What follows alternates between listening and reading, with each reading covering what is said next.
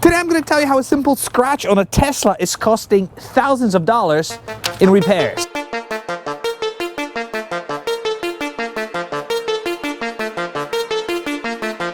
But first, a story time. A couple of weeks ago, I took my 2022 Tesla Model Y Performance on my very first long-distance ski trip, and it was absolutely fantastic. You can actually see that video right on this side. I think I got it right. One of the nights that I was up there, I went to pick up some food, and while I was waiting at the restaurant's parking lot, a big truck pulled up in front of me, and he pulled very close to me. So I looked at him, and he looked at me. He realized that he was too close to me. His wife even tried getting out. She couldn't. So he decided to move himself away from me, and by doing so he sideswiped me because he cocked the wheels in the wrong direction, and he sideswiped me, and that was it. Luckily he ended up being a very stand-up guy. We exchanged insurance information, and the whole ordeal took us maybe 10 minutes max, but I was left with trying to figure out what to do with my scratch. Before you even think it, I'm gonna say it for you. Why didn't you ask the guy to give you cash? We thought about it and we even talked about it, but the person's deductible was only $500, and the damage he caused was a lot more than $500. And this is the damage. As you can see, as he sideswiped me, he scraped the plastic. He also scraped the bumper. He also scraped this body panel. He also gave me a tiny dent. I don't know if the camera is gonna pick it up, but there's a tiny dent here. But it's funny, the dent is actually coming out. I don't know how that's possible. So we have a dent, we have a scratch, we have a scratch, we have a scratch on the plastic. In this case, this plastic will need to be replaced, although I could really live with it. This area will have to be resprayed, although I could really live with it. This area will have to be resprayed, and the dent has to be fixed. I can live with the dent, but I cannot live with the scratches on the metal here because it's going to start rusting eventually, so I want this area at least to be protected. Now, some of you will say that a professional detailer will be able to get most of these scratches out, and I agree, well, minus maybe some of the scratches, the really, really deep scratches that will eventually start rusting. But if you know me, I'm a car guy. I cannot live with scratches. I could potentially do it myself and basically get it done for free, but why should I let someone damage my car and not necessarily suffer the consequences, but not have his insurance company pay for the damage, which is exactly what we're going to be doing. Oh, by the way, I was told by someone who knows a thing or two about Tesla that if I were to buy this piece myself and not go through insurance, let's say if I wanted to fix it myself, I have to buy this piece from a Tesla store. To buy it, I need to give them my VIN number.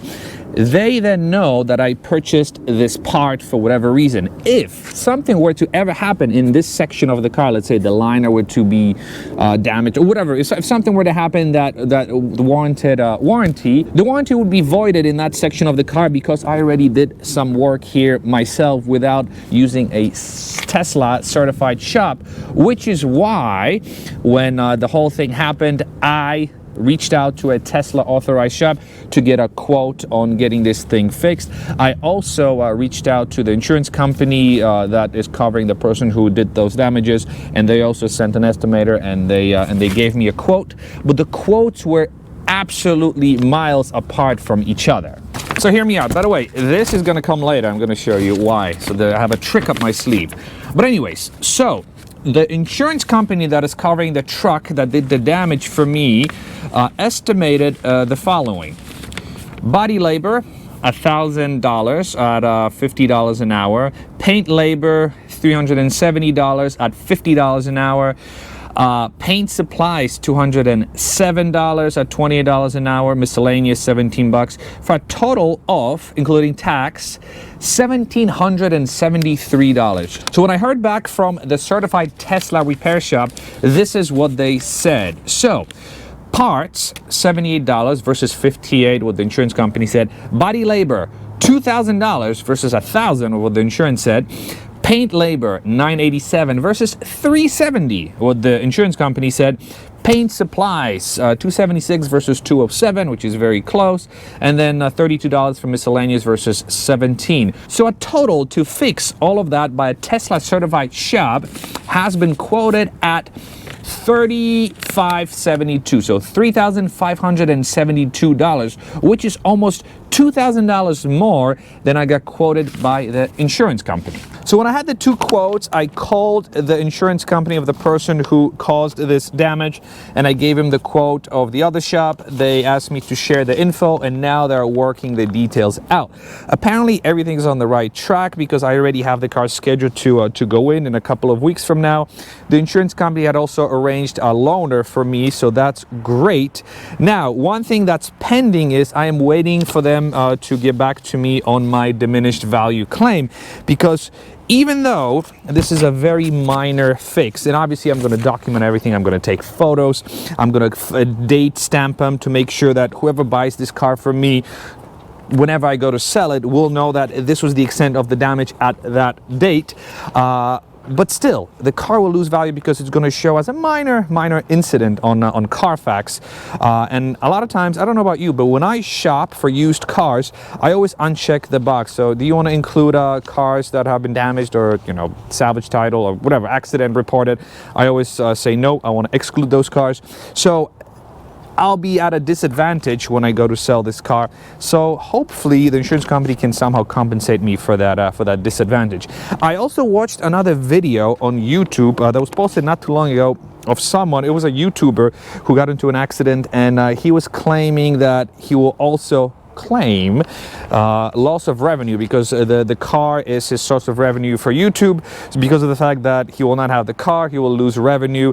In my case, it doesn't apply. Yes, I make videos on this car and all of that, and you know, I make whatever I get from YouTube, but it's not my source of living. This is not my livelihood. But if this is you, and if you use this car to make a living, let's say you're an Uber driver or someone else, you'll be claiming that claim as well.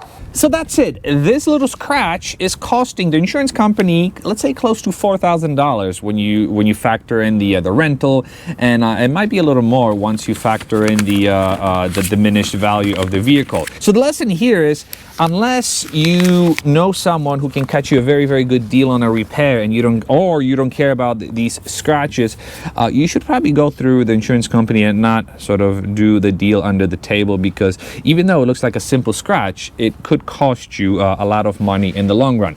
But as I mentioned earlier in my video, I have this thing here, and I have this detailing spray, because what I'm about to show you will demonstrate the fact that most of these scratches are only surface scratches that could be polished out by a detailer. And I learned this from Chris Fix.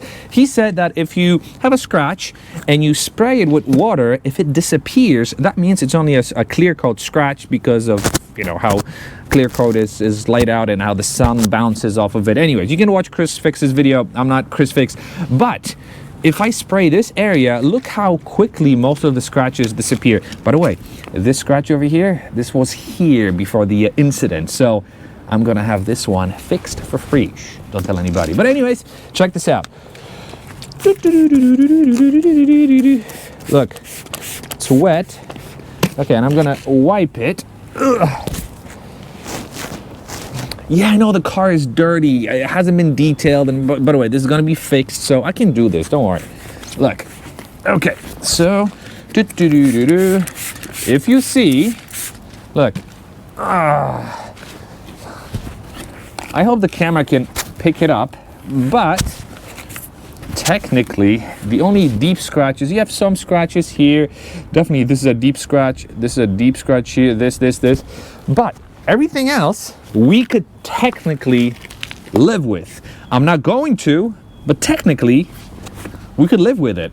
And on that note, I'm gonna finish this video. Thank you very much for watching. I'm going to do a follow-up video once the car goes in for repair, or maybe once I pick it up, just to see if I can spot any difference. I hope I won't be able to, but this was my first ever fender bender or an incident that I was involved with, so this was also quite an experience, but so far so good. Actually, you know what, look, see, the scratches are slowly coming back. Actually, most of them are now back, and you can actually see it a lot better when the car is clean. So yeah, but you know what, check it out. Spray them, hey, this disappear. See, no scratches in the middle, scratch. But once they dry, most of the scratches come back. Anyways, so thank you very much for watching. If you want to follow my Tesla journey, yes, I still do BMW content and Porsche content, but it's been called, and a lot of things have been happening to the Tesla. So if you're here for the BMW content, there's got to be BMW content. Trust me, I'm not going anywhere. But this is just happening, and I want to keep those of you who are interested updated. So once again, thank you very much for watching, and I'll be seeing you in the next video. Bye bye.